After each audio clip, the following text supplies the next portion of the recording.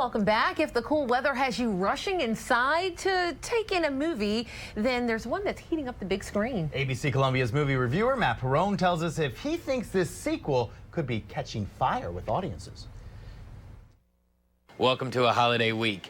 I don't know about you, but nothing reminds me of dinner with the family like a group of rebellious upstarts risking their life trying to overthrow a totalitarian regime and upset the balance of power. Oh, that's just me?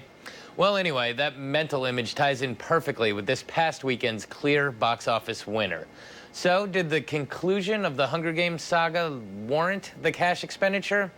Here's my take on Mockingjay, Part 2. Our movie begins exactly where the previous one left off. Peeta is still brainwashed, wanting the death of Katniss, and Katniss is still the Mockingjay, being the face of the rebellion, inspiring the masses to rise up against the Capitol. We see her and Gale head to District 2 in order to try to obtain the weapons stockpile held by the Capitol. Realizing that this is fruitless, the rebellion decides to destroy the area, and Katniss laments the deaths that will inevitably occur. After making an empowering speech to the survivors, an attempt is made on her life, inspiring more sympathy for the rebellion. The rebels prepare to storm the Capitol, and Katniss is told not to join them but to rest. Of course, Katniss being Katniss, she stows away to the front lines in order to join the assault and be the one to assassinate President Snow. Finding out what she has done, the leaders of the rebellion decide to spin it in their favor and make propaganda films of her fighting. Katniss and her gang, made up of acquaintances from previous movies, head off to finally put an end to the tyranny. As the movie progresses, we see that the president and game makers have set traps all throughout the city designed to eliminate anyone making their way to the mansion. From here, the action really picks up as Katniss once again has multiple struggles to contend with, ranging from staying alive, to completing her mission, to learning who to trust, to figuring out her own heart. As the stakes grow with each step taken, other held beliefs begin to unravel. It's unknown whether a new world will actually be new, and the black and white distinction between good and evil seems to be getting more gray all the time. The one thing that is for certain is that all those that survive will never quite be the same. Well, that's it.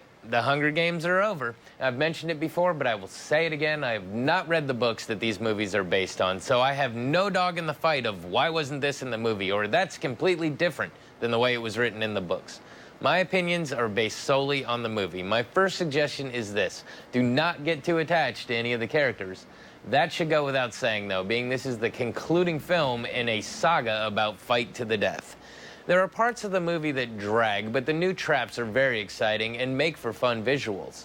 Once the action starts, it pretty much keeps going strong, with the inevitable breaks here and there for the love triangle dilemmas that are bound to come up. But all in all, an exciting conclusion to the film. I found that some parts of it were predictable, but I think that's because I pick up on a lot of movie cliches. Also, those of you that have read the books pretty much know what's coming at you anyway. In summation, it was a good conclusion to the series, and of course, if you've seen the other ones, you're gonna have to see how this one ends. I also took in The Secret in Their Eyes with Julia Roberts, and I have to say, that is an amazing thriller. In fact, I can't wait to watch it again to pick up on clues now that I know how it ends. Well, this has been your Monday Movie Musings. Back to you.